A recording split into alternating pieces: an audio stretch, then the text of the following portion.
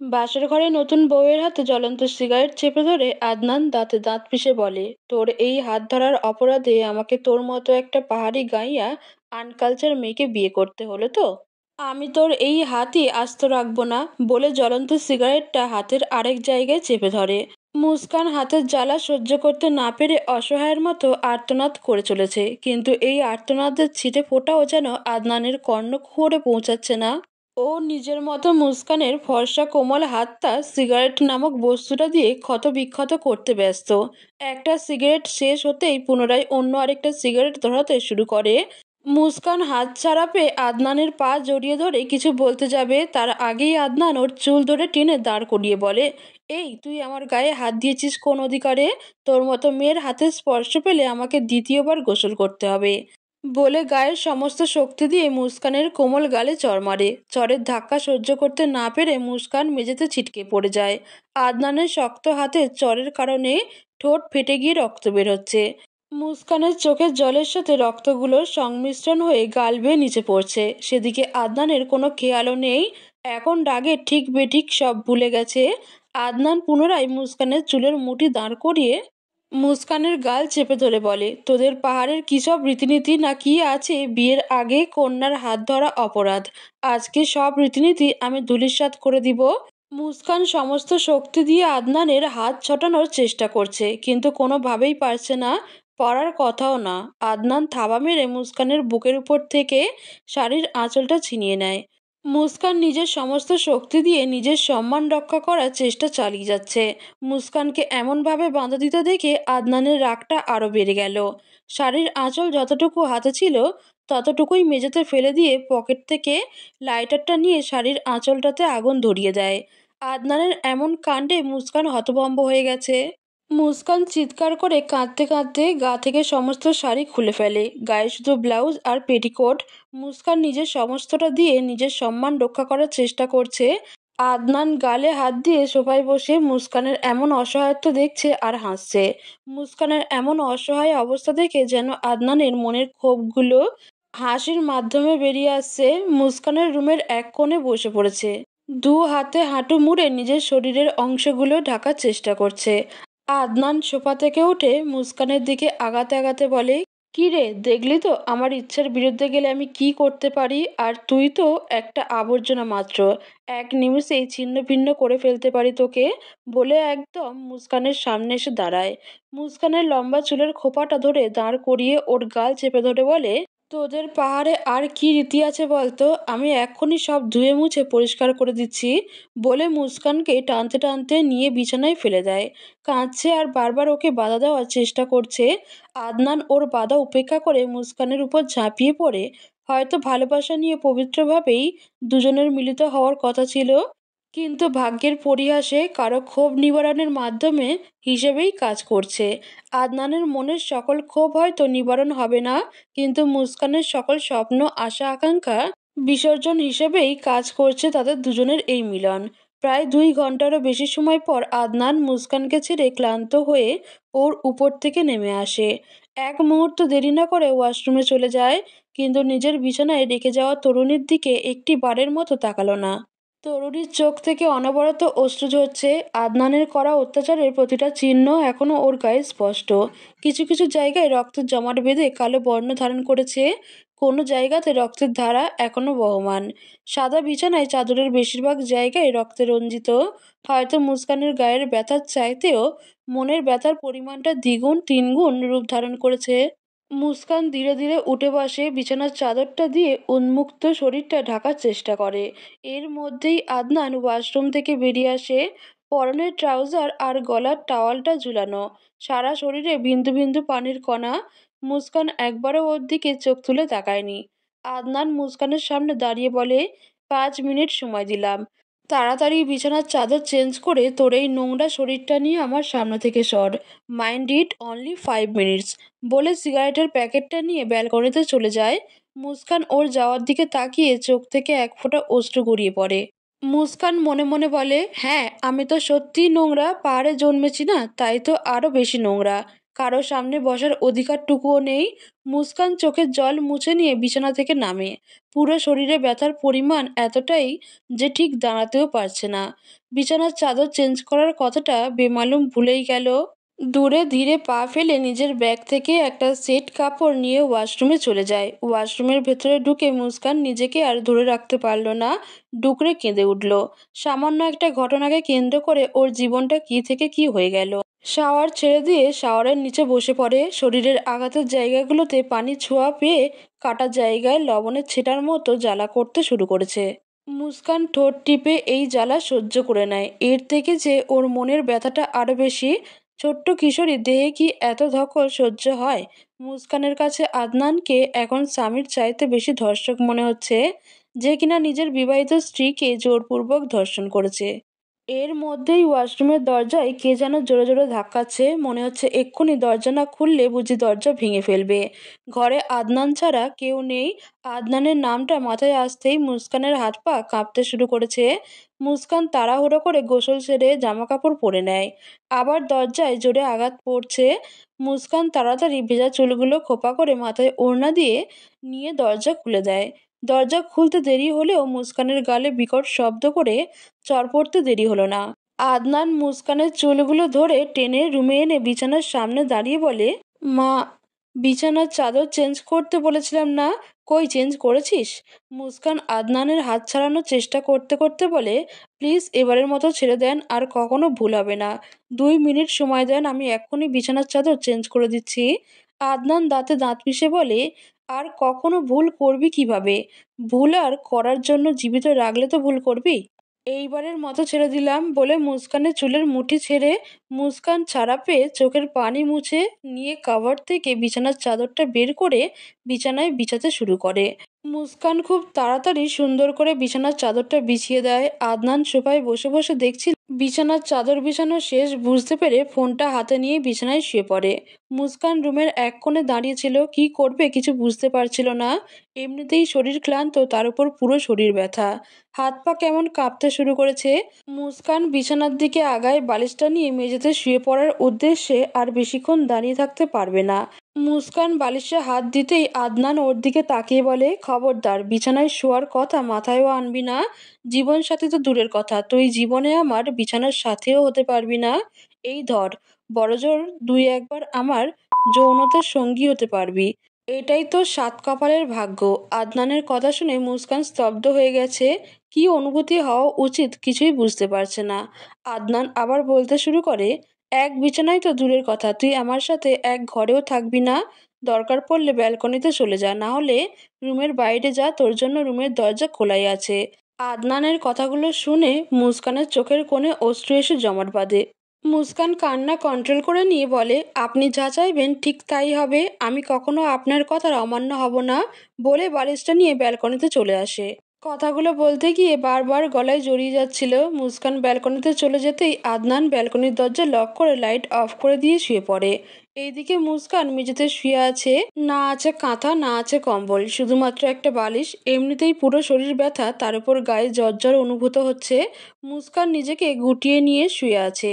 চোখের জলে বালিশটা ভিজে গেছে। কাঁদতে কাঁদতে ঘুমের দেশে পাড়ি জমায়। পাহাড় কন্যা হওয়াটাই কি বদনামের কিছু? যে মানুষ এদেরকে ভালো চোখে দেখতে পারে না, হাসি ঠাট্টার পাত্রী বানিয়ে রাখে অনবরত। আজ সকাল সকাল মির্জা বাড়ির সকলের ঘুম ভেঙে গেছে। ঘুম ভাঙার কারণও আছে। মির্জা গালিবরে একমাত্র ছেলে বাড়িতে নতুন বউ নিয়ে এসেছে। সকলের মন খারাপ হলেও মুস্কানের সৌন্দর্য, আচার ব্যবহার দেখে সকলের ভীষণ পছন্দ। শুধু তাদের কেন, মুস্কানকে কাছ থেকে দেখলে যে কারো মাথা খারাপ হয়ে যাওয়ার কথা। মির্জা গালিব শহরের অন্যতম একজন বিজনেসম্যান। তার ছেলের এমনভাবে লুকিয়ে বিয়ে হয়েছে, এই খবর শহরে জানাজানি হলে তার বিজনেসের বিরাট ক্ষতি হয়ে যাবে। তাই উনি ঠিক করেছেন নিজে থেকে রিসেপশনের আয়োজন করে সকলকে জানিয়ে দেবেন। তাই সকাল থেকেই সবাই কাজে ব্যস্ত। 8:30টার দিকে ঘুম ভেঙেছে আদনানের। ঘুম থেকে উঠে ফোন টিপছে। মুস্কানকে যে ব্যালকনিতে লক করে রেখেছে সেদিকে ওর কোনো খেয়াল নেই। কানে কারো ফোঁপানোর শব্দ আসতেই আদনানের ধ্যান ভাঙে। মুহূর্তেই আদনানের মুখে বিরক্তির রেশ ফুটে ওঠে। আদনান বিছানা থেকে নেমে ব্যালকনির দরজা খুলে দেয়। ব্যালকনির ভিতরে ঢুকে দেখে মুস্কান ব্যালকনির এক কোণায় বসে হাঁটুতে মাথা গুজে কাঁদছে। দরজা খোলার শব্দ শুনে মাথা তুলে তাকায়। উপরে তাকাতেই আদনানের সাথে চোখাচোখি হয়ে যায়। জ্বরে মুস্কানের গা পুড়ে যাচ্ছে, মাত্রাতিরিক্ত জ্বর আর কান্নার কারণে মুস্কানের চোখগুলো লাল হয়ে গেছে। মুস্কানের ঠোঁটগুলো অনবরত কাঁপছে। মুস্কানকে এমন ফুপিয়ে ফুপিয়ে কাঁদতে দেখে আদনানের রাগের পরিমাণটাও আরও বেড়ে যায়। আদনান দাঁতে দাঁত পিষে বলে, আর একবার এমন প্যাচপেচিয়ে কাঁদলে একটা থাপ্পড় মেরে সব নাটক বের করে দিব। আদনানের কথা শুনে মুস্কান একদম থেমে যায়। কিশোরী মনটা ভীষণ অভিমান করতে চাচ্ছে, কিন্তু কার সাথে অভিমান করবে যে তাকে স্ত্রী হিসেবে গণ্যই করে না? নাকি বাবা মায়ের উপর অভিমান করবে তারা কেন তাকে একা রেখে চলে গেল? সেদিন যদি তাদের সাথে সাথে ওকে আল্লাহর কাছে নিয়ে যেত, তাহলে হয়তো ওর কপালে এত দুঃখ কষ্ট থাকতো না। কিন্তু কি করার, কপাল খারাপ থাকলে সকলের কাছেই লাথি উষ্টা খেতে হয়। মুস্কান সব কিছু নিজের কপালের উপর ছেড়ে দিয়েছে। কপালে যা কিছু আছে তাই হবে। আদনান আর কিছু না বলে রুমে চলে এসেছে। মুস্কান এখনো আগের অবস্থায় বসে আছে। আফসানা মির্জা হাতে গোটা দশেক শাড়ি নিয়ে ছেলের ঘরে প্রবেশ করেন। রুমের ভেতর ঢুকে দেখে আদনান কানে হেডফোন লাগিয়ে ফোন চালাচ্ছে। দূর থেকে কয়েকবার আদনানকে ডাকে, কিন্তু তা আদনানের কানে পৌঁছায়নি। তাই আদনানের কাছে গিয়ে এর মাথায় হাত দিয়ে বলে, কি রে, ডাকছি শুনতে পাচ্ছিস না? আদনান কান থেকে হেডফোন খুলে বলে, হ্যাঁ বলো, কি হয়েছে? আফসানা মির্জা রুমের এদিক ওদিক তাকিয়ে বলে, রুমে তুই একা, বৌমা কই দেখছি না তো। মুস্কানের কথা বলছে বুঝতে পেরে আদনানের চোয়াল শক্ত হয়ে আসে। আদনান ফোনের দিকে তাকিয়ে বলে, বৌমা মাই ফুড, দেখো গিয়ে কোন চিপায় মরে পড়ে আছে। আদনানের এমন কথা শুনে আফসানা মির্জা হতভম্ব বনে যায়। তিনি ভ্রুকুচকে ওর দিকে তাকিয়ে বলে, আদনান, এগুলো কি ধরনের কথা? ও তোমার বউ হয়, তুমি নিজেই ওকে বিয়ে করে এনেছো। এর পরে যেন এমন কথা বলতে না শুনি। বলে আফসানা মির্জা পুরো ঘরে মুস্কানকে খুঁজতে শুরু করে। ঘরে ওয়াশরুমে মুস্কানকে না পেয়ে ব্যালকনির দিকে আগায়। আদনান চুপি চুপি উনার পেছনে যায়। ব্যালকনিতে গিয়ে মুস্কানকে দেখে কিছুটা স্বস্তি মিলে। মুস্কান মেঝেতে হাঁটু গেড়ে মাথা নিচু করে বসে আছে। এখন আর কাঁদছে না। আফসানা মির্জা ওর সামনে বসে ওর মাথায় হাত রাখতেই মুস্কান চমকে ওঠে। মুস্কান ভয়ে কাঁপতে কাঁপতে সামনের দিকে তাকায়। মুস্কানের চোখগুলো জলে ছলছল করছে, গোলাপি ঠোঁটগুলো তিত্তির করে কাঁপছে। আফসানা মির্জাকে দেখে মুস্কান তাড়াতাড়ি মাথায় কাপড় টেনে নেয়। মুস্কানের এমন রূপ দেখে আফসানা মির্জার বুকটা কেমন মোচড় দিয়ে ওঠে। মুস্কানের চোখের জলগুলো মুছে দিয়ে বলে, কি হয়েছে মা, কাঁদছো কেন? বাড়ির কথা মনে পড়ছে বুঝি? নাকি আদনান তোমাকে কিছু বলেছে? মুস্কান কিছু বলতে যাবে তার আগেই পেছন থেকে ইশারায় কিছু বলতে মানা করে। আদনানকে দেখে মুস্কান ভয় কেঁপে ওঠে। মুস্কান থেমে থেমে বলে, বাড়ির কথা খুব মনে পড়ছে। মুস্কানের কথা শুনে আফসানা মির্জা কিঞ্চিত হেসে বলে, একটু আধটু খারাপ লাগবেই, কিন্তু কি করার বলো, এটাই মেয়েদের জীবন। বিয়ের পর স্বামীর ঘরেই আপন ঘর। আচ্ছা, মন খারাপ করো না, চলো রুমে চলো। সবাই যে নতুন বউ দেখতে আসছে, আর নতুন বউ সাজগোজ ছাড়া কিনা ব্যালকনিতে বসে। বলে আফসানা মির্জা মুস্কানের হাত ধরে তুলতে যায়। তখনই ওর হাতের পোড়া জায়গাটায় হাত লাগায় মুস্কান উফ করে ওঠে। মুস্কানের এমনভাবে কুকিয়ে উঠতে দেখে আফসানা মির্জা হকচকিয়ে ওঠে। মুস্কানের দিকে তাকিয়ে বলে, হাতে কি হয়েছে দেখি। মুস্কান হাত লুকাতে লুকাতে বলে, কিচ্ছু হয়নি। আফসানা মির্জা ভ্রু কুঁচকে ওর দিকে তাকিয়ে বলে, কিচ্ছু হয়নি বললেই বিশ্বাস করব? কিছু না হলে কি এমনভাবে কুকিয়ে উঠতো নাকি? দেখি, দেখাও কি হয়েছে। মুস্কান ভয়ে ভয়ে পোড়া হাতটা ওনার সামনে ধরে। মুস্কানের এমন পোড়া হাত দেখে আফসানা মির্জা হতভম্ব হয়ে গেছে। কাঁপা কাঁপা হাতে মুস্কানের হাতটা ধরে বলে, এতটা কি করে পুড়ল? মুস্কান আদনানের চোখের দিকে তাকিয়ে বলে, বাড়িতে থাকতে অসাবধানতা বশত পুড়ে গেছে। আদনান মুস্কানের দিকে থেকে চোখ সরিয়ে রুমে চলে যায়। আফসানা মির্জা বলে, তোমাকে দেখে তো অত অসাবধান মনে হয় না। আচ্ছা যাই হোক, চলো রুমে চলো, আমি মলম বের করে দিচ্ছি, লাগিয়ে নিও। বলে আফসানা মির্জা দাঁড়িয়ে পড়ে। মুস্কানের দিকে তাকিয়ে দেখে ও এখনো বসে আছে। মুস্কানের দিকে তাকিয়ে বলে, কি হলো, উঠে পড়ো, আমার আবার কত কাজ বাকি আছে, তাড়াতাড়ি আসো। মুস্কান ধীরে ধীরে ওঠার চেষ্টা করে, কিন্তু সারা শরীরের ব্যথার কারণে ঠিকমতো উঠতে পারছে না। মুস্কান দেওয়াল ধরে ওঠার চেষ্টা করে। আফসানা মির্জা মুস্কানের এমন বেহাল অবস্থা দেখে হতভম্ব হয়ে গেছে। উনি মুস্কানের দিকে হাত বাড়িয়ে দেয়। মুস্কান চোখের সামনে কারো হাতের উপস্থিতি উপলব্ধি করতে পেরে সামনের দিকে তাকিয়ে দেখে আফসান মির্জা ওর সামনে হাত বাড়িয়ে দিয়েছে। দেখে মনটা ভরে ওঠে। মুস্কান ভরসা পেয়ে ওনার হাতটা ধরে ওঠে। দাঁড়িয়ে মুস্কান নিজের জামা কাপড় ঠিক করে নিয়ে মাথায় ওড়না টেনে নেয়। নাকে নতুন নাকের ফুলটা একদম হীরের মতো জ্বলজ্বল করছে, যেটা আফসানা মির্জা মুস্কানকে প্রথমবার দেখে দিয়েছিল। অতিরিক্ত কাঁদার ফলে চোখ মুখগুলো কেমন ফুলে রয়েছে। মুস্কান আফসানা মির্জার পেছন পেছন রুমে প্রবেশ করে। রুমে ঢুকেই চোখ যায় বিছানায় শুয়ে শুয়ে ফোন টিপতে থাকা আদনানের দিকে। পরক্ষণেই মনের মধ্যে তীব্র ঘৃণা ভরে ওঠে। কিন্তু ঘৃণা করে কি হবে, সে তো তার নিজের অধিকার বুঝে নিয়েছে। কিন্তু তার অধিকার ভোগ করবে বলে এই রকম পশুর মতো আক্রমণ না করলেও পারত। মুস্কানের পুরো দেহ ছিঁড়ে খুবলে খেয়েছে এক প্রকার। আদনান নিজের রাগ নিবারণের এতটাই মত্ত ছিল যে তার অপর পাশে অবস্থান করা রমণীয় যে একজন মানুষ ভুলেই গিয়েছিল। আফসানা মির্জার ডাকে ধ্যান ভাঙে মুস্কানের। মুস্কান সামনের দিকে তাকিয়ে দেখে তার শাশুড়ির হাতে 10-12টা শাড়ি নিয়ে দাঁড়িয়ে আছে।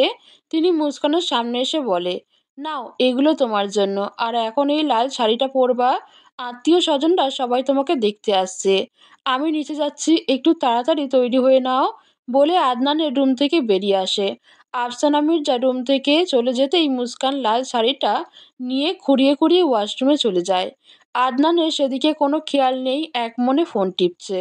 মুস্কান অত ভালো শাড়ি পরতে না পারলেও মোটামুটি পরতে পারে, কিন্তু সিল্কের শাড়ি হওয়ায় কুচিগুলো বারবার এলোমেলো হয়ে যাচ্ছে। মুস্কান সাথে করে কোনো সেফটি পিনও আনেনি।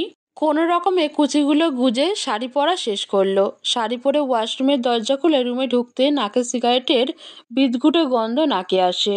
সিগারেটের গন্ধে এক প্রকার নিঃশ্বাস বন্ধ হওয়ার উপক্রম। সামনের দিকে তাকিয়ে দেখে আদনান বিছানায় হেলান দিয়ে বসে সিগারেট ফুঁকছে আর ফোন টিপছে।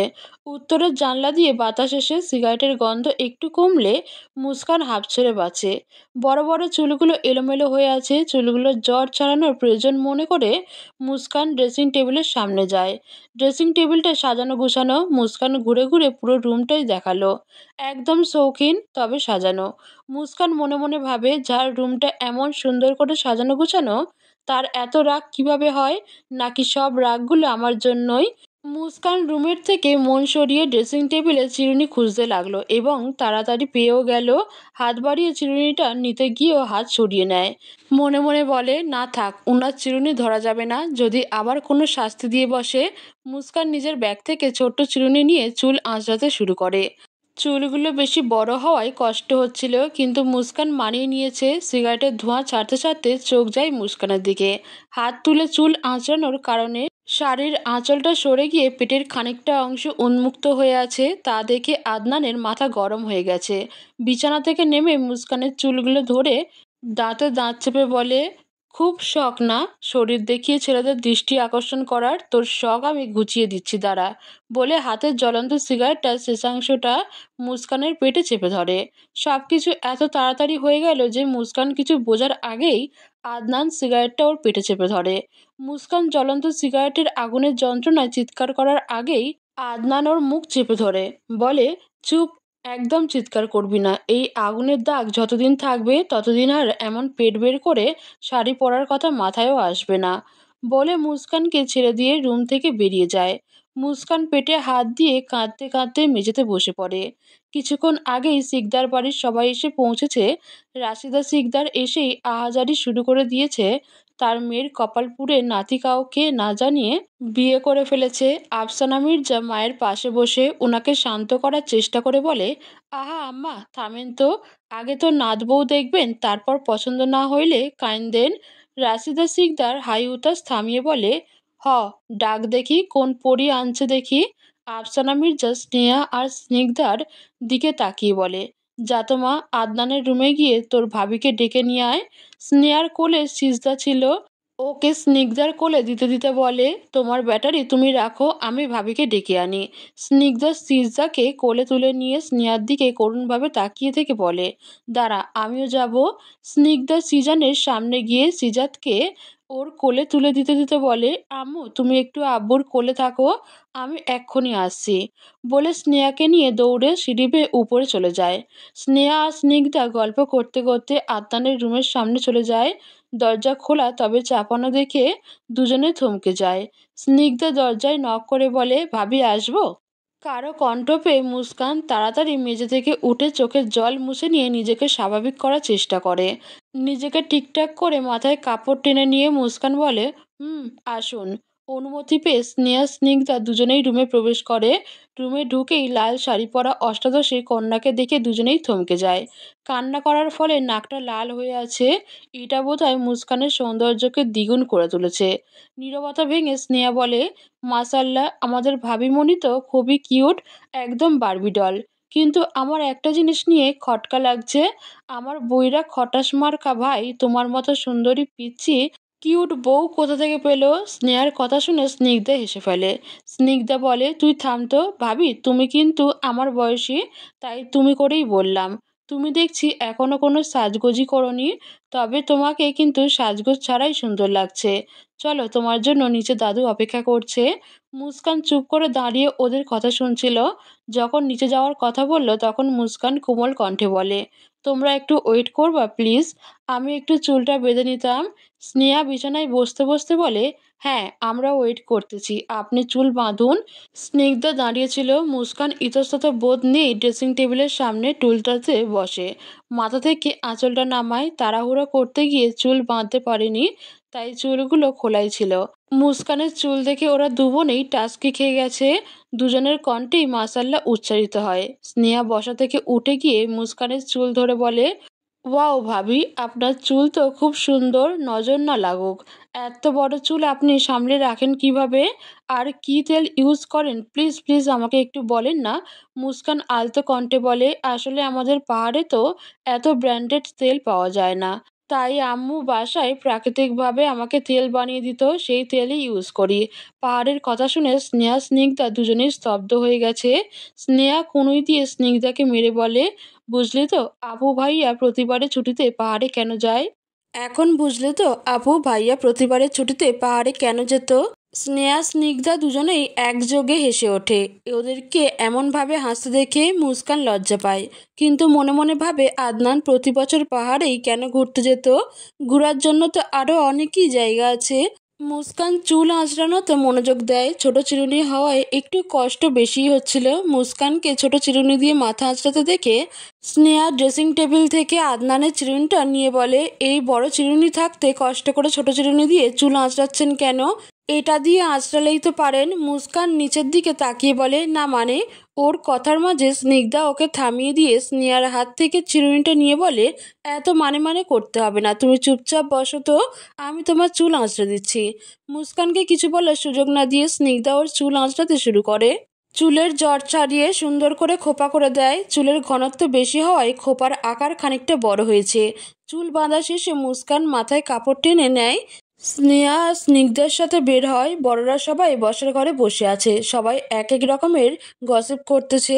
এর মাঝে স্নেহা আর স্নিগ্ধার সাথে লাল শাড়ি পরিহিত মেয়েকে দেখে সকলের কথা থেমে যায়। স্নিগ্ধা মুস্কানকে নিয়ে সকলের সামনে আসে। মুস্কান সকলের সামনে এসে কোমল কণ্ঠে সালাম দেয়। মুস্কানকে দেখে আফসানা মির্জা উঠে এসে মুস্কানকে ধরে নিয়ে রাশিদা শিকদারের সামনে দাঁড়িয়ে, নাও দেখো এইবার তোমার নাত বউ কেমন হয়েছে। মুস্কানের দিকে তাকিয়ে বলে, ইনি হচ্ছে তোমার নানু। আফসানা মির্জার কথা শুনে মুস্কান রাশিদা শিকদারের পা ছুঁয়ে সালাম করে।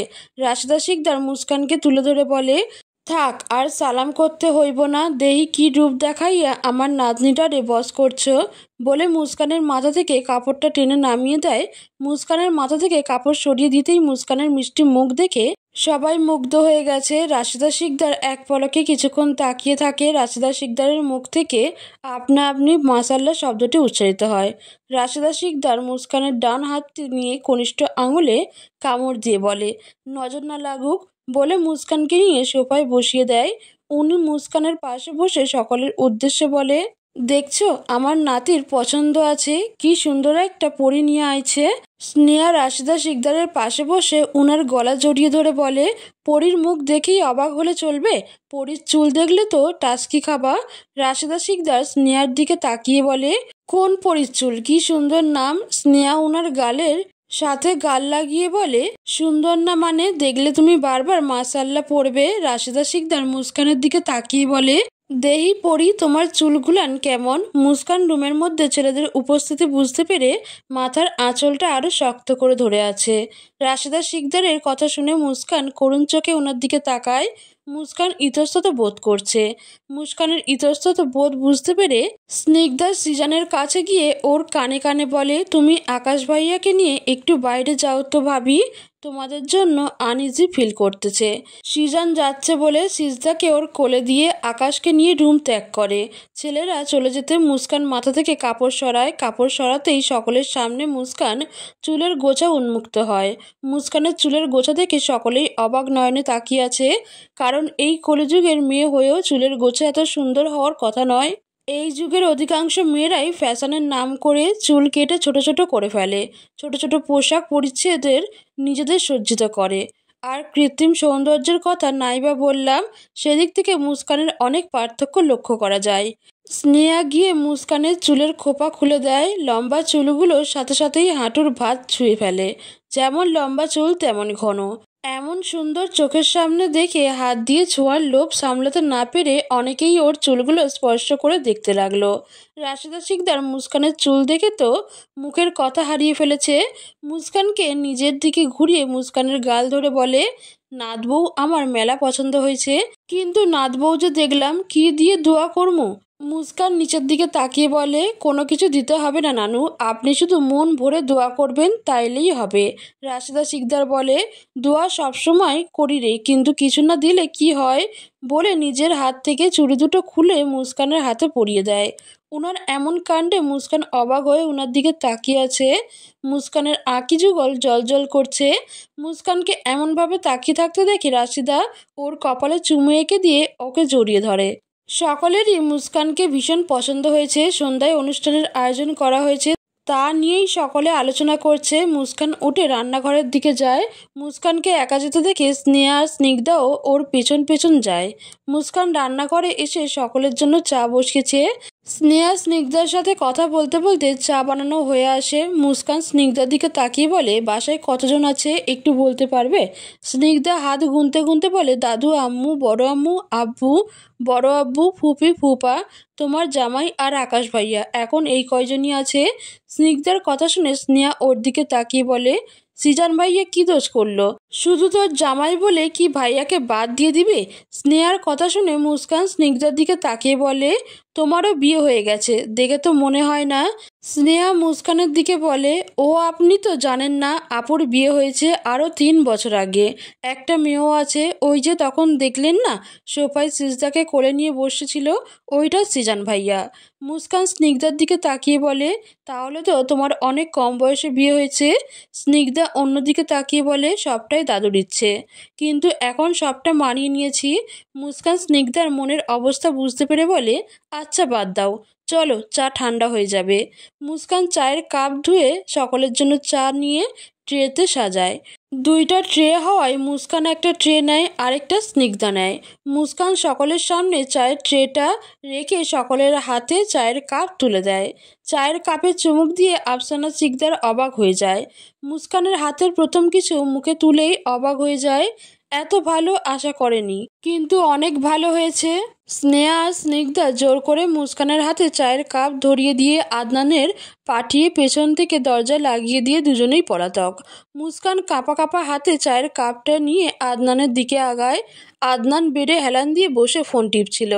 মুস্কান ওর সামনে গিয়ে কিছুক্ষণ দাঁড়িয়ে থেকে কাঁপা কাঁপা কণ্ঠে বলে, আপনার চা, বলে চায়ের কাপটা আদনানের দিকে এগিয়ে ধরে। আদনান পাশে কারোর উপস্থিতি উপলব্ধি করতে পেরে পাশে ফিরে তাকিয়ে মুস্কানকে দেখে ওর চোয়াল শক্ত হয়ে আসে। মুস্কানের হাতে চায়ের কাপটা দেখে রাগটা আরও বেড়ে যায়। চোখ মুখ শক্ত করে মুস্কানের দিকে তাকিয়ে আছে। মুস্কান এখনো ওর দিকে চায়ের কাপটা ধরে আছে। আদনান হাত বাড়িয়ে মুস্কানের হাত থেকে চায়ের কাপটা নেয়, তবে মুখে না তুলে মুস্কানের দিকে চোখ শক্ত করে তাকিয়ে আছে। মুস্কান সরে যাওয়ার আগেই আদনান চায়ের কাপটা মেঝেতে ছুঁড়ে ফেলে। গরম চায়ের অনেকটাই মুস্কানের পায়ের উপর পড়ে। অতিরিক্ত গরম হওয়ার কারণে মুস্কান আটকে ওঠে। চায়ের কাপ পিস দুটোই মুহূর্তের মধ্যে ভেঙে গড়িয়ে গেছে। আদনান বিছানা থেকে নিচে নামতে নামতে বলে, চা মাই ফুড, নেক্সট টাইম আমার ঘরে আমার অনুমতি ছাড়া একদম আসবি না, না হলে একদম মেরে ফেলবো। বলে রুম থেকে বেরোতে যাবে, তার আগেই দরজায় হাত দিয়ে দেখে বাইরে থেকে দরজা লক করা। রাগের পরিমাণটা আরও বেড়ে আসে। চোয়াল শক্ত করে কয়েকবার নক করে, কিন্তু যখন দেখে দরজা খুলছে না তখন জোরে জোরে কয়েকটা বাড়ি মারে। এত সজোরে শব্দ করায় মুস্কান কেঁপে ওঠে। একে তো পা জ্বালা করছে, তার উপর আদনানের এমন রাগ দেখে আত্মায় পানি শুকিয়ে আসে। আদনান চোয়াল শক্ত করে মুস্কানের দিকে এগিয়ে আসে। আদনানকে এগিয়ে আসতে দেখে মুস্কান ভয়ে পিছিয়ে যাচ্ছে। পিছিয়ে যেতে যেতে হঠাৎ পায়ে কাঁচের টুকরো গেঁথে যায়। মুস্কান চোখ মুখ চেপে সহ্য করার চেষ্টা করে নেয়। মুস্কানের পা থেকে রক্ত বের হচ্ছে, তবুও পিছিয়ে যাওয়ার চেষ্টা করছে। যদি একটু চেষ্টা করে আদনানের হাত থেকে বাঁচতে পারে। পিছাতে পিছাতে একদম দেয়ালের সাথে ঠেকে যায়। মুস্কান তবুও চেষ্টা করছে যদি আরও একটু পেছনে যেতে পারে। আদনান মুস্কানের একদম কাছে, দুজনের মাঝে একটুও দূরত্ব নেই। মুস্কানের পিঁপড়ার মতো শরীরটা আদনানের দেহের নিচে পিষে যাচ্ছে। আদনান খপ করে মুস্কানের চুলের মুঠটা ধরে দাঁতে দাঁত পিষে বলে, মা, আমার কাছে থাকার এত শখ, মানুষ ডেকে এনে দরজা লাগিয়ে নিয়েছিস। নষ্টামি করতে করতে এত খারাপ পর্যায়ে চলে গেছিস যে বাইরের মানুষ এনেছিস। মুস্কান আদনানের হাত থেকে চুল ছাড়ানোর চেষ্টা করে কাঁদতে কাঁদতে বলে, বিশ্বাস করেন, কে দরজা লাগিয়েছে আমি জানি না। আদনান মুস্কানের গাল চেপে ধরে বলে, তাহলে কি তোর বাপ পাহাড় থেকে এসে দরজা লক করে দিয়ে গেল? মুস্কান সব মুখ বুজে মেনে নিলেও বাপ তুলে কথা বলায় আর সহ্য করতে পারল না। কান্না থামিয়ে আদনানের হাত ঝাড়া দিয়ে ছাড়িয়ে নিয়ে আদনানের সামনে এক আঙুল উঁচু করে বলে, আপনি আমাকে মারতে মারতে মেরে ফেলুন, আমি সবটা মেনে নেব, কিন্তু আমার বাবা মাকে নিয়ে কিছু বললে কখনো অ্যালাউ করব না। সো নেক্সট টাইম ভেবেচিন্তে কথা বলবেন। মুস্কানের কথার ঝাঁজ দেখে আদনানের রাগের পরিমাণটা বেড়ে গেছে।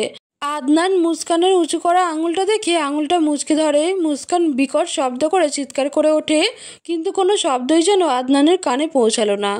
আদনান দাঁতে দাঁত পিষে বলে, তোর সাহস হয় কি করে আদনান মির্জার সামনে আঙুল উঁচু করে কথা বলার? আঙুল ভেঙে টুকরো টুকরো করে দিব একদম। মুস্কানের চিৎকারের আওয়াজ যেন বাইরে না পৌঁছায়, তার জন্য আগেই মুস্কানের মুখ চেপে ধরে। আদনান মুস্কানকে কিছু বলার আগেই আফসানা মির্জা দরজা খুলে রুমে ঢুকে দেখে আদনান মুস্কানের মুখ চেপে ধরে আছে। আফসানা মির্জা ছুটে এসে আদনানের হাত থেকে মুস্কানকে ছাড়িয়ে নিয়ে নিজের পিছনে নিয়ে বলে, আদনান, তোর কি মনে হচ্ছে না তুই এখন খুব বেশি বেশি করে ফেলছিস? আদনান ফুঁসতে ফুঁসতে বলে, এই মেয়ের সাহস কি করে হয় আমার সামনে আঙুল উঁচু করে কথা বলা? ওর হাতই আমি আজ কেটে ফেলবো। বলে ফুঁসতে ফুঁসতে রুম থেকে বেরিয়ে যায়। মুস্কান আফসানা মির্জাকে জড়িয়ে ধরে টুকরে কেঁদে ওঠে। আফসানা মির্জা মুস্কানকে শান্ত করার চেষ্টা করতে করতে বলে, দেখো মা, আমি জানি আমার ছেলেটার রাগ অনেক, তাই তোমাকে কিছু বলবো না। তুমি শুধু ওকে একটু মানিয়ে চলবে। এমন কোনো কাজ করো না যাতে ওর রাগ বেড়ে যায় আর তোমার কোনো ক্ষতি হয়। মুস্কান কিছু না বলে চুপচাপ কাঁদছে। মুস্কান চোখের পানি মুছে নিয়ে আফসানা মির্জার দিকে তাকিয়ে বলে, আম্মু জানেন, উনি আমাকে মারতে মারতে মেরে ফেললেও আমি কিছু বলতাম না, কিন্তু উনি আমার বাবাকে তুলে কথা বলেছে, তাই আর নিজেকে সামলাতে পারেনি। আফসানা মির্জা মুস্কানকে জড়িয়ে ধরে শান্ত করার চেষ্টা করে বলে, মা দেখো, এখন যেভাবেই হোক তুমি আমাদের পরিবারের সাথে জড়িয়ে গেছো, তুমিও আমাদের পরিবারের একজন। আমি চাই আমাদের পরিবারের বিষয়গুলো আমাদের মাঝেই থাকুক, এগুলো যাতে কেউ জানতে না পারে। মুস্কান চোখের পানি মুছে নিয়ে বলে, আম্মু কেউ জানবে না। আফসানা মির্জা মুস্কানকে শান্ত করে রুম থেকে বেরিয়ে যায়। মুস্কান কান্না থামিয়ে চুপচাপ বসে আছে। মাথাটা প্রচণ্ড ব্যথা করছে। একে তো নতুন জায়গা, তার উপর ফ্লোরে ভালো করে ঘুমাতে পারেনি।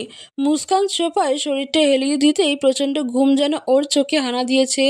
মুহূর্তের মধ্যেই ঘুমিয়ে পড়েছে। বিকেল গড়িয়ে গড়িয়ে সন্ধ্যা হয়ে এসেছে। স্নেহা আর স্নিগ্ধা জোর করে মুস্কানকে সাজাতে বসিয়েছে। মুস্কান কিছুতেই সাজতে চায়নি। যেহেতু রিসেপশনের আয়োজন করা হয়েছে তাই একটু সাজতেই হবে। মির্জার বউ ভাতে অনেক নামি দামি অতিথি আসতে শুরু করেছে। গালিব মির্জার একমাত্র ছেলের রিসেপশন পার্টি বলে কথা। আদনান রেডি হয়ে বন্ধুদের সাথে আড্ডা দিচ্ছে। শুধুমাত্র বাবার সম্মানের কথা ভেবেই মনের মধ্যে রাগ পুষে রেখে মুখে হাসি ফুটিয়ে সকলের সাথে কথা বলছে। না হলে কিছুতেই এসব পার্টি করতো না। আদনান ফ্রেন্ডদের সাথে কথা বলতে বলতে বারবার চোয়াল শক্ত হয়ে আসছে। রাগটা কেন যেন কন্ট্রোল করতে পারছে না। রাগে হাতের রগগুলো স্পষ্ট হয়ে গেছে। ওর এমন অবস্থা দেখে অর্ক বলে, আদনানের এমন রাগী অবস্থা দেখে ওর বন্ধু অর্ক বলে, দেখ দোস্ত, শান্ত হ, যা হওয়ার হয়েছে। তাছাড়া মেয়েটা তো খারাপও না, এখন মানিয়ে নেওয়ার চেষ্টা কর, দেখবি সব সুন্দর। আদনান কিছু না বলে ওর দিকে রাগী লুক নিয়ে তাকায়। ওর তাকানো দেখে অর্ক সহ বাকি সবাই ভরকে যায়। ওইদিকে আত্মীয় স্বজন সকলে মুস্কানকে ভীষণ পছন্দ করেছে। পছন্দ হবেই বা না কেন, মুস্কানের মতো শান্ত মিষ্টি ভদ্রবাসী মেয়েকে সকলেরই পছন্দ হবার কথা। স্নেহা স্নিগ্ধা মুস্কানের সাথেই বসে আছে। নতুন জায়গায় নতুন পরিস্থিতিতে যাতে কোনো অস্বস্তিতে পড়তে না হয় তাই ওরা দুজন মুস্কানের সাথে বসে বসে গল্প করছে। সিজদা মুস্কানের কোলে বসে খেলছে। ক্যামেরাম্যান চলে এসেছে। স্নেহা চলে গেছে ছবি তুলতে। কয়েকটা পোজে ছবি তোলার পর স্নেহা আরেকটা পোজ দিয়ে দাঁড়ায়। সেই এসে থেকে এখনো পর্যন্ত শুধু স্নেহার ছবিই তুলে যাচ্ছে। স্নেহার ছবি তুলতে তুলতে বেচারা ক্যামেরাম্যানের বেহাল অবস্থা। ক্যামেরাম্যান কি ওকে পরিচালনা করবে? স্নেহা উল্টো ক্যামেরাম্যানের পরিচালনা করছে। ক্যামেরাম্যান মনে মনে বলে, আমি কি ছবি তুলতে এসে বিপদে পড়লাম? নাই আল্লাহ, আমাকে উঠায় নাও, উঠায় নাও। মনের কথা তো আর মুখ দিয়ে বের হয় না। ছেলেটা ওর দিকে করুণ চোখে তাকিয়ে বলে, আপু আমাকে মাফ করেন, যদি জানতাম বিয়েবাড়িতে এসে বউয়ের ছবি না তুলে শুধু আপনার একারই ছবি তুলতে হবে তাহলে বিশেষ প্রস্তুতি নিয়ে আসতাম। বেচারা ক্যামেরাম্যানের বেহাল অবস্থা দেখে সিজান এগিয়ে এসে স্নেহাকে বলে, ভাইয়ার বিয়েতেই তো এত ছবি তুললে, তোর বিয়েতে কি ছবি তুলবি? হ্যাঁ, আর এত ছবি তুললে ফেস খারাপ হয়ে যাবে। স্নেহা সিজানের দিকে তাকিয়ে বলে, ভাইয়া তুমি কিন্তু আগের থেকে খারাপ হয়ে গেছো। এতক্ষণ তো নিজের বউয়ের ছবি তুলে দিচ্ছ, তখন কিছু হয়নি। এখন যখন আমাকে পিক তুলতে দেখলা তখন আমার ফেস খারাপ হয়ে যাবে, তাই না? দেখ, তুলবই না। বলে গিয়ে মুস্কানের পাশে বসে। ক্যামেরাম্যান ছেলেটা সিজানের দিকে তাকিয়ে বলে, থ্যাঙ্কস ভাইয়া, এত বড় সুনামির থেকে বাঁচানোর জন্য। সিজান হাসতে হাসতে বলে, ইটস ওকে, বলে চলে আসে। স্নেহা আদনানকে ডাকতে এসেছে কাপল পিক তোলার জন্য। ক্যামেরাম্যান এসেছিল মুস্কানের ছবি তুলতে। মুস্কান ছবি তোলেনি। স্নেহা স্নিগ্ধা জোর করছে তবুও একটাও পিক তোলেনি। তাই স্নেহা বলে, ভাবি ওয়েট করেন, ভাইয়াকে নিয়ে আসে, তখনই ঠিকই পিক তুলবেন। আদনানের কথা শুনে মুস্কান কিছুটা কেঁপে উঠলেও কিছু বলেনি। স্নেহা গেছে আদনানকে ডাকতে। কিছুটা দূরে আদনানকে দাঁড়িয়ে গল্প করতে দেখে স্নেহা দৌড়ে যায় ওর কাছে। কোমরে হাত দিয়ে আদনানের দিকে তাকিয়ে বলে, নতুন বউ রেখে পুরনো বন্ধুদের সাথে কি এত গল্প? চলো পিক তুলতে হবে। আদনানকে এখনো দাঁড়িয়ে থাকতে দেখে স্নেহা আবার বলে, কি হলো, এমন পাথরের মতো দাঁড়িয়ে আছো কেন? আসো। ভাবি ওখানে একা একা, শয়তান ক্যামেরাম্যানটাও আছে, তাড়াতাড়ি চলো। আদনান চোখ বুজে রাগ কন্ট্রোল করার চেষ্টা করে, কারণ সে চায় না বাড়ি ভর্তি লোকের সামনে কোনো প্রকার সিন ক্রিয়েট হোক। তাই স্নেহাকে বলে, তুই যা, আমি আসছি। স্নেহা মাথা নাড়িয়ে বলে, না আমি চলে যাব, তুমি আবার আড্ডা দিতে থাকবা। স্নেহা আদনানের বন্ধুদের দিকে তাকিয়ে বলে, এই আপনারা কেমন ফ্রেন্ড? বন্ধু নতুন বিয়ে করেছে, একটু বউয়ের কাছাকাছি থাকবে, তা না আপনারা আড্ডা দিতে চলে আসছেন। স্নেহার কত ধমকানি শুনে সকলে কেসে ওঠে। অর্ক আদনানের কাছাকাছি গিয়ে ওর কানে কানে বলে, মামা তুই চলে যা, না হলে এই ধান লঙ্কা আমাদের উপর আক্রমণ করে বসবে। অর্ককে কানে কানে কথা বলতে দেখে স্নেহা ভ্রুকুচকে ওর দিকে তাকিয়ে বলে, এই যে মিস্টার, কানে কানে কি গুজুর গুজুর ফুসুর ফুসুর করছেন? আমি কিন্তু সব শুনতে পাচ্ছি। আদনানের হাত ধরে বলে, আরে ভাইয়া তুমি দাঁড়িয়ে আছো কেন? চলো তো, বলে কাউকে কিছু বলার সুযোগ না দিয়ে আদনানকে নিয়ে চলে আসে। আরে নিজের বউয়ের সাথেই ছবি তুলছো, অন্য কারোর সাথে নয়, এত দূরে দাঁড়ালে হবে? আরো ক্লোজ হও। স্নেহার কথা শুনে আদনান চোয়াল শক্ত করে মুস্কানের দিকে তাকায়। আদনান মুস্কানের দিকে আগায়, ধীরে ধীরে গিয়ে একদম মুস্কানের সাথে দাঁড়ায়। ওদের দুজনের দৌড়ানোটা অনেকটা স্বাভাবিক দেখে স্নেহা ভ্রুকুচকে বলে, হচ্ছে না, দাঁড়াও আমি দেখাচ্ছি। বলে একবার মুস্কান আর আদনানের সামনে পিছনে ঘুরে আসে। আদনানের দিকে তাকিয়ে বলে, ভাইয়া তুমি বাঁ হাতটা দিয়ে ভাবিকে জড়িয়ে ধরাতো, তাহলে সুন্দর হবে। স্নেহার কথা শুনে আকাশ কেসে ওঠে। মনে মনে বলে, এই মেয়ে দেখি নিজের বড় ভাইকে ইনস্ট্রাকশন দিচ্ছে, না জানে আমার কি হাল করবে। স্নেহার কথা শুনে আদনানের হাত মুষ্টি হয়ে আসে। স্নেহা আবার বলে, কি হলো ভাইয়া, তাড়াতাড়ি করো। আদনান বাঁ হাত দিয়ে মুস্কানকে পেছন থেকে জড়িয়ে ধরে। মুস্কান এমনিতেই অস্বস্তি ফিল করছিল, আর তার উপর আদনানের হাতের স্পর্শে আরও কেঁপে ওঠে। মুস্কানের কাঁপুনি বুঝতে পেরে মুস্কানকে আরও একটু অস্বস্তিতে ফেলতে আদনান মুস্কানকে একদম নিজের কাছে টেনে নেয়। মুস্কানের উন্মুক্ত কোমল পেটটা নিজের শক্তপোক্ত হাত দিয়ে শক্তভাবে চেপে ধরে। একে তো অস্বস্তি, তার উপর এমন শক্তভাবে পেটটা চেপে ধরায় মুস্কান ব্যথায় চোখ মুখ খিচে বন্ধ করে। মুস্কান সকলের সামনে সবটা চুপচাপ সহ্য করে নেয়। ক্যামেরাম্যান কয়েকটা পিক তুলে নেয়। আদনান এখনো মুস্কানকে চেপে ধরে আছে দেখে স্নেহা বলে, কি হলো, এখন ছাড়ছো না কেন? একটু আগে তো ধরতেই চাচ্ছিলে না, এখন অন্য আরেকটা পোজ দাও তো। আদনান মুস্কানকে ছেড়ে দিয়ে একটু দূরে গিয়ে দাঁড়ায়। মুস্কানের ফর্সা পেটের অনেকটাই লাল বর্ণ ধারণ করেছে। আদনান চোয়াল শক্ত করে বলে, এইসব নাটক শেষ হলে বল, আমি চলে যাচ্ছি। পাশ থেকে স্নিগ্ধা বলে, ভাইয়া সবে তো মাত্র কয়েকটা পিক হলো, আরও তুলতে হবে তো। স্নেহা সামনে এগিয়ে এসে বলে, নাটক তাড়াতাড়ি শেষ করতে হলে তাড়াতাড়ি শুটিং শেষ করতে হবে তো। তুমি দূরে চলে গেলে কেন, আরও কাছে আসো। আদনান কিছু না বলে চোখ বন্ধ করে নিজের রাগ কন্ট্রোল করার চেষ্টা করে। আদনানকে এখনও দূরে দাঁড়িয়ে থাকতে দেখে স্নেহা ওর পিছনে দাঁড়িয়ে আস্তে আস্তে করে ধাক্কা দিয়ে মুস্কানের একদম কাছে ঠেলে দেয়। কিন্তু এমন হঠাৎ আক্রমণ মুস্কান সইতে না পেরে পড়ে যাচ্ছিল। ঠিক আগ মুহূর্তেই আদনান মুস্কানের কোমর পেঁচিয়ে ধরে নিজেকে এবং মুস্কানকে দুজনকেই পড়ে যাওয়ার হাত থেকে বাঁচায়। সুযোগ বুঝে ক্যামেরাম্যান খুব দ্রুত কয়েকটা ক্লিক করে পিক তুলে নেয়। আদনান এখনও মুস্কানকে ধরে রেখেছে দেখে স্নেহা আর স্নিগ্ধা দুজনেই একযোগে বলে ওঠে, হাউ সুইট কাপাল। ওদের কথা কানে যেতেই আদনানের হাত আলগা হয়ে যায়। মুস্কান তৎক্ষণাৎ মেঝেতে পড়ে যায়। আদনান আর এক মুহূর্ত অপেক্ষা না করে স্টেজ থেকে চলে যায়। স্নেহা আর স্নিগ্ধা দুজনে মুস্কানকে ধরে মেঝে থেকে তুলে। কোমরের ব্যথায় মুস্কানের চোখের কোণে জল জমতে শুরু করেছে। আদনানের এমন কাণ্ডে সামনে দাঁড়িয়ে থাকা সবাই হতভম্ব হয়ে গেছে, কারো মুখে কোনো কথা নেই। আফসানা মির্জা পরিস্থিতি সামাল দেওয়ার জন্য মুস্কানকে নিয়ে ভেতরে চলে আসে। স্নেহা স্নিগ্ধার মুখের হাসি উধাও হয়ে গেছে।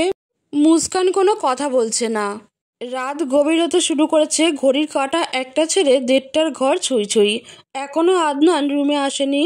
সেই যে ছবি তোলা নিয়ে তুলকালাম কাণ্ড বাঁধানোর পর বেরিয়েছে, আর বাড়িতে ফেরেনি। আফসানা মির্জা বসার রুমে বসে ছেলের জন্য অপেক্ষা করছে, কিন্তু এখনও আদনানের আসার নামগন্ধও নেই। গালিব মির্জা পায়চারি করছেন। বাড়ি ভর্তি মেহমান, তাদের সামনে কোনো সিনক্রিয়েট যেন না হয়, তাই এখনও চুপচাপ সবটা দেখে যাচ্ছেন, না হলে এতক্ষণে অনেক হইচই পড়ে যেত। কলিং বেলটা বেজে উঠতেই ধ্যান ভাঙে আফসানা মির্জার। দ্রুত বাসা থেকে উঠে দরজা খুলতে যাচ্ছিল, তার আগেই গালিব মির্জা ওনার হাত ধরে আটকে দেয়। উনাকে থামিয়ে নিজে গিয়ে দরজা খুলে দেয়। দরজা খুলে সামনে অবস্থান করা মানব যুগলকে দেখে হতভম্ব হয়ে গেছে। আদনান নেশায় একদম বুঁদ, এমনভাবে টলছে যেন এক্ষুনি মাটিতে লুটিয়ে পড়বে। অর্ক ওকে ধরে রেখেছে বিদায় এখনও স্থিরভাবে দাঁড়িয়ে আছে। দরজা খুলতে গিয়ে মির্জা গালিবকে এমনভাবে দাঁড়িয়ে থাকতে দেখে আফসানা মির্জা দরজার কাছে এগিয়ে যায়।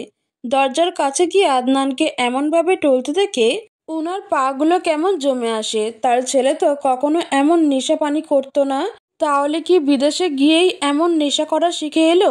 আফসানা মির্জা গিয়ে আদনানের সামনে দাঁড়ায়। রাগে ওনার হাতগুলো কাঁপছে। অর্ক ওর আগেও অনেকবার মির্জা বাড়িতে এসেছে, আফসানা মির্জাকে কখনো এমনভাবে রাগতে দেখেনি। আজকের আফসানা মির্জার রাগ দেখে অর্ক নিজেও ঘাবড়ে গেছে। গালিব মির্জাও রেগে আছে, কিন্তু কিছু বলছে না। উনাদের ভাবনার মাঝেই আদনানের গালে পড়ে বিকট একটা চড়। চড়ের শব্দে অর্ক খানিকটা কেঁপে ওঠে। আফসানা মির্জা রাগী কণ্ঠে বলে, কয়েকদিন ধরেই তোমার সব কাণ্ড কারখানা দেখছি, সব মেনেও নিয়েছি, কিন্তু আজকে তুমি একদম মাত্রা ছাড়িয়ে গেছো। তুমি কোন সাহসে নেশা করে এই বাড়ির চৌকাঠে পা রাখলে? এতটুকু বলে থামে। আদনান নেশার ঘোরে গালে হাত দিয়ে মায়ের দিকে তাকিয়ে আছে। এক চড়েই যেন অর্ধেকটা নেশা কেটে গেছে। আফসানা মির্জা আবার বলতে শুরু করে, এই বাড়ি যেন শেষবার হয়। পরের বার নেশা করে বাড়ি ফেরার কথা ভাবলেও সেই দিনই মির্জা বাড়িতে তোমার শেষ দিন হবে। এখন ডুবে যাও, নতুন বউ তোমার জন্য বসে আছে। মায়ের কথা শেষ হতেই আদনান বাড়ির ভেতরে পা রাখে। দ্বিতীয় সিঁড়ি পেরিয়ে তৃতীয় সিঁড়িতে পা রাখতেই মুখ থুবড়ে পড়ে যেতে নেয়, কিন্তু তার আগেই নিজেকে সামলে নেয়। আদনানকে এমনভাবে পড়ে যেতে দেখে অর্ক আগায় ওকে সাহায্য করতে, কিন্তু তার আগেই আফসানা মির্জা ওর হাত ধরে থামিয়ে বলে, ওকে পড়তে দাও, নেশা করার ফল ভোগ করুক। এক দুইবার পড়ুক, পরের বার নেশার কথা মাথায় আসলে আঘাতগুলোর কথা মনে পড়বে। অর্ক চুপচাপ দেখে যাচ্ছে। আদনান টলতে টলতে উপরে চলে যায়। গালিব মির্জা রুমে চলে গেছেন। আফসানা মির্জাও রুমের দিকে পা বাড়ায়। অর্ক কিছুক্ষণ বসে থেকে চলে গেছে। এমন হুট করে বিয়ে হয়ে যাওয়ায় ঘটা করে বাসর ঘর সাজানো হয়ে ওঠেনি। আর বাসর ঘর সাজানোর মতো কেউ ছিল না। আজকে স্নিগ্ধা স্নেহা মিলেই আদনানের ঘরটা কাঁচা ফুল দিয়ে খুব সুন্দর করে সাজিয়েছে। মুস্কানকে লাল রঙের কাতান শাড়ি পরিয়ে কাঁচা ফুলের সাজানো খাটের ঠিক মাঝখানে বসিয়ে দিয়ে গেছে। আদনানের জন্য অপেক্ষা করতে করতে রাত গভীর হওয়ায় মুস্কান এক পর্যায়ে খাটে গায়ে হেলিয়ে দিয়ে ঘুমিয়ে পড়েছে। রাত ঠিক 2টোর কাঁটায় পৌঁছানোর সাথে সাথেই আদনান টলতে টলতে রুমে ঢোকে। নেশাক্ত চোখে নিজের রুমের এদিক ওদিক পর্যবেক্ষণ করে বোঝার চেষ্টা করে। ফুলে সাজানো খাট চোখে পড়তেই মুখে হিংস্র হাসি ফুটে ওঠে। টলমল পায়ে বিছানার দিকে আগায়। বিছানায় ঘুমন্ত মুস্কানের দিকে চোখ পড়তেই হাসিটা যেন আরো হিংস্র রূপ ধারণ করেছে। মুস্কানের মায়াবী মুখটা দেখেও হয়তো ওর মনে কোনো মায়ার সৃষ্টি হচ্ছে না। আদনানের চোখের ভাষা জানান দিচ্ছে ও কিছুক্ষণের মধ্যেই হিংস্রভাবে মুস্কানের উপর নিজের পুরুষত্ব দেখাতে শুরু করবে, যা হয়তো মুস্কান বুঝে ওঠার আগেই শুরু হয়ে যাবে। আদনান ধীরে ধীরে মুস্কানের দিকে আগায়। প্রতি কদমের সাথে সাথে এক একটা করে শার্টের বোতাম খুলছে। নিজের উপর কারো গরম নিঃশ্বাস অনুভব করতে পেরে মুস্কানের ঘুম হালকা হয়ে আসে। নড়াচড়া করার চেষ্টা করে বুঝতে পারে ও এখন কারো বাঁধনে আবদ্ধ। মুস্কান চোখ খুলে তাকিয়ে আদনানকে দেখে ভয়ে কেঁপে ওঠে। আদনানের এমন ব্যবহার দেখে যেন আরো অবাক হয়ে যাচ্ছে। আদনান পাগলের মতো মুস্কানের চুলের ঘ্রাণ নিতে ব্যস্ত। মুস্কানের চুল ছেড়ে কপালে গালে একের পর এক চুমু এঁকে দিচ্ছে। কথায় আছে না, মোম আর মেয়ে মানুষ একই গড়নের, একটু আগুন আর একটু আদর পেলেই গলে যায়। তেমনই মুস্কান বিয়ের পর প্রথমবার বরের এমন আদর পেয়ে এক প্রকার গলে গেছে। নিজেও সায় দিতে শুরু করেছে, কিন্তু এটি যেন ওর ভুল হয়ে ধরা দিয়েছে। আদনান গালে কপালে চুমু দিতে দিতে মুস্কানের কোমল ওষ্ঠদ্বয় নিজের দখলে নিয়ে নেয়। যখন দুজনেই চরম মুহূর্তে থাকে ঠিক তেমনই হচ্ছিল সবটা, কিন্তু ক্ষণে ক্ষণেই আদনানের স্পর্শগুলো কেমন যন্ত্রণাদায়ক মনে হচ্ছে। আদনানের শক্তপোক্ত হাতের ছোঁয়ায় যেন মুস্কান মিলিয়ে যাওয়ার উপক্রম। ঠোঁটের চুমুগুলো ক্রমে ক্রমে কামড়ে পরিণত হচ্ছে। কামড়ের পরিমাণ এতটাই বেশি যে মুস্কানের চোখের কার্নিশ বেয়ে অশ্রু গড়িয়ে পড়ছে। কামড়ের ফলে মুস্কানের ঠোঁট দুটো কেমন ফুলে যাচ্ছে। কাল রাতের করা অত্যাচারের থেকেও আজকের অত্যাচারগুলো ওর কাছে বেশি যন্ত্রণাদায়ক মনে হচ্ছে। মুস্কানের চোখ বেয়ে অনবরত পানি গড়িয়ে পড়ছে, কিন্তু গলা ফাটিয়ে চিৎকার করতেও পারছে না। পারবে কি করে, নিজের স্বামী তো, তার অধিকার ভোগ করছে। মুস্কান চোখের পানিও মুছছে না। মুস্কান অনুভূতিহীনদের মতো এক পলক উপরের দিকে তাকিয়ে ভাবছে সেদিন বোধহয় অন্যায়ের প্রতিবাদ করাই ওর কাল হয়ে দাঁড়ালো। যদি সেদিন প্রতিবাদ করতে না যেত তাহলে এত অঘটন ঘটতো না, আর আজকের দিনও দেখতে হতো না। এই পাহাড়ের স্নিগ্ধ পরিবেশে 4-5টা বাচ্চা মেয়েদের সাথে দুষ্টুমিতে মেতে রয়েছে অষ্টাদশীর ছোঁয়ায় ফুটন্ত কোমল পদ্মফুলের ন্যায় এক কন্যা। দড়ি লাফের খেলায় প্রতিটি লাফের সাথে সাথে লম্বা চুলগুলো ঢেউ খেলে যাচ্ছে। কানের কাছে চন্দ্রমল্লিকাটা পড়ে যেতে থামে মুস্কান। প্রায় অনেকক্ষণ লাফানোর জন্য হাঁপিয়ে গেছে। মুস্কান মাটি থেকে চন্দ্রমল্লিকাটা তুলে ফুঁ দিয়ে পরিষ্কার করার চেষ্টা করছে। ফুঁ দিতে দিতে ফুলের দিকে তাকিয়ে বলে, সকলের মতো তুই আমাকে ভালোবাসিস না, তাই না রে? তাই এভাবে পড়ে গেলি। বলে ফুলের দিকে কিছুক্ষণ তাকিয়ে থেকে ফুলটা আবার চুলের মাঝে গুজে নেয়। চুলে ফুল গুজে নিয়ে আবার খেলা শুরুতে যাওয়ার আগেই মুস্কানের ছোট বোন মেহেরিন কাঁদতে কাঁদতে ওর দিকে এগিয়ে আসছে। মুস্কান হাত থেকে দড়ি ফেলে দিয়ে দৌড়ে বোনের দিকে আগায়, বোনকে ধরে শান্ত করার চেষ্টা করে বলে, কিরে বনু, কাঁদছিস কেন, আমাকে বল। ছোট মেয়েরিন চোখ মুছতে মুছতে বলে, আপি, ওরা আমাকে চ্যাং চ্যাং চু বলে ভেঙিয়ে ওখান থেকে তাড়িয়ে দিয়েছে। বোনের কথা শুনে মুস্কানের ভ্রু কুঁচকে আসে। আসলে আমাদের দেশে পাহাড়িদের অনেকেই ছোট চোখে দেখে। তাদের শারীরিক গঠন, বর্ণ, খাদ্যাভ্যাস নিয়ে অনেকেই কটাক্ষ করে। দিন শেষে তারাও আমাদের মতো রক্তে মাংসে গড়া মানুষ। একটা কথা মনে রাখতে হবে, তারা আমাদের দেশের অন্যতম ঐতিহ্য। আমি তুমি পাহাড় বাঙালি, বিপদে আপদে থাকবো পাশে বেশ, তবেই তো তৈরি হবে সোনার বাংলাদেশ। মুস্কান বোনের দিকে তাকিয়ে বলে, কোথায়, কারা কি বলেছে? মেয়েরিন চোখ মুছতে মুছতে বলে, ওই তো ওইখানে বসে আছে, আমাকে তাড়িয়ে দিয়েছে। মুস্কানের চোখে মুখে রাগের রেশ ফুটে ওঠে। এমনিতেই অন্যায় সহ্য করতে পারে না, তার উপর তার বোনকে কাঁদিয়েছে। মুস্কান মেয়েরিনকে নিয়ে সামনের দিকে আগায়, সাথে থাকা বাকি বাচ্চাগুলো ওদের সাথে সাথে আসে। আদনান, অর্ক, রাকিন গাছের নিচে বসার বেঞ্চেটাতেও বসে ফটোশ্যুট করছিল। অর্ক তার পার্সোনাল ক্যামেরাটা নিয়ে দূরের গাছের ডালে বসে থাকা পাখিদের পিক তোলার জন্য ফোকাস ঠিক করছে। যেই মুহূর্তে পিক ক্যাপচার করবে, ঠিক সেই মুহূর্তে কে যেন ইট মেরে পাখিটাকে তাড়িয়ে দিল। মুস্কানের সাথে থাকা বাচ্চাগুলো শব্দ করে হেসে ওঠে।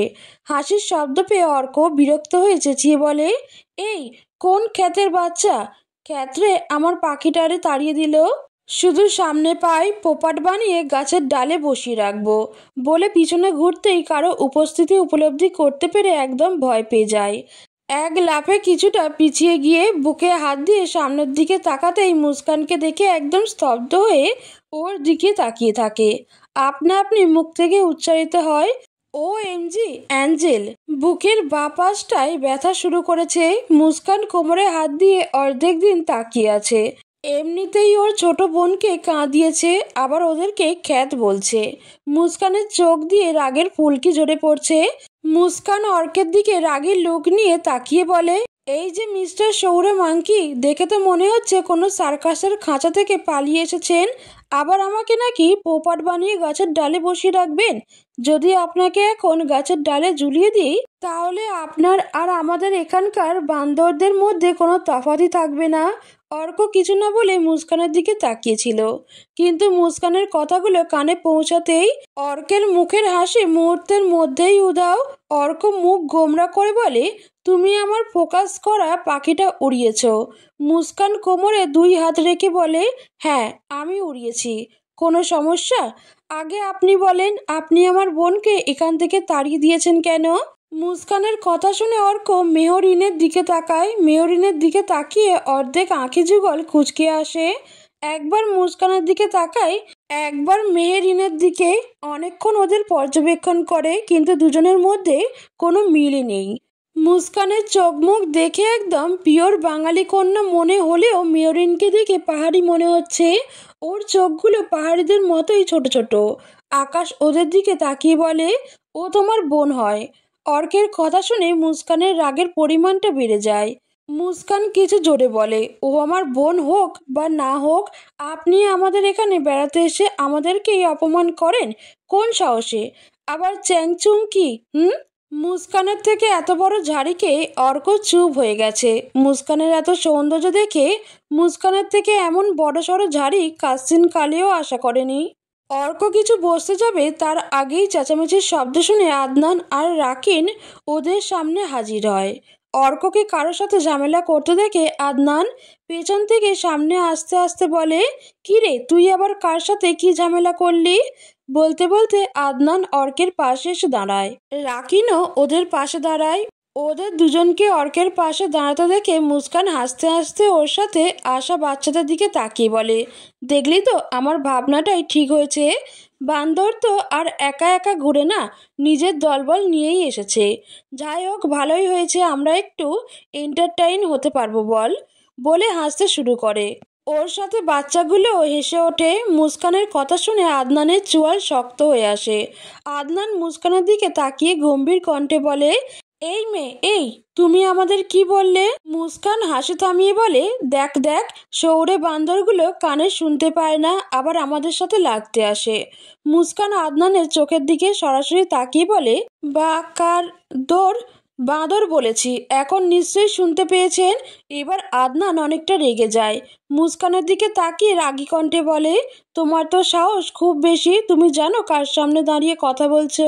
মুস্কানও রাগীভাবে আদনানের দিকে তাকিয়ে বলে, আপনাদের মতো মানুষের পরিচয় জানতেও চায় না। যারা মানুষকে সম্মান দিতে পারে না, তাদের পরিচয় দিয়ে কি আমি পানি খাবো নাকি? এরকম আরও এক কথায় দু কথায় একটা বড় ঝগড়া লেগে যায়। মুস্কানের সাথে সাথে থাকা পিচ্চিদের মধ্যে একজন দৌড়ে তাদের গ্রামের দিকে চলে যায়। সকলকে খবর দিতে না হলে যে ঝামেলা আরো বেড়ে যাবে, কে জানতো এই ঝামেলাই মুস্কানের জীবনের সকল প্রতিবাদের সম্মুখে বাধা হয়ে দাঁড়াবে।